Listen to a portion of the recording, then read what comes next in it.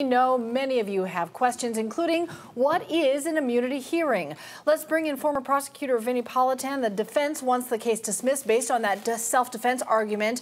But the important context here is immunity hearing very different than a trial. Oh, it is so different than a trial, Cheryl. And let's start here first with who is going to make the decision. As Caitlin said, it's going to be the judge. It's not members of the public. It's not a jury. It's one person, one man who will decide whether or not this officer acted in self-defense. The other important part of this is you're talking about immunity from prosecution. That's why it's called an immunity hearing. But the burden of proof here, the burden of proof is on the defense. Most criminal cases, you think about it, right? Prosecution has to prove everything. No, in this hearing, it's up to the defense to prove self-defense.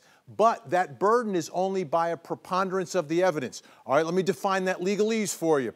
Most criminal cases, beyond a reasonable doubt, it's like, oh my goodness, it's like you've really got to prove this beyond almost any doubt. Preponderance of the evidence is like 50.00001%. So if this judge believes it's more likely self-defense than not, he will find for the defendant. Here's the other important part of all this. This defendant now, because of this hearing, really has two chances at his self-defense defense. First, in front of this judge. If he wins, case dismissed. If he loses, then he can go to trial and put the same defense in front of a jury.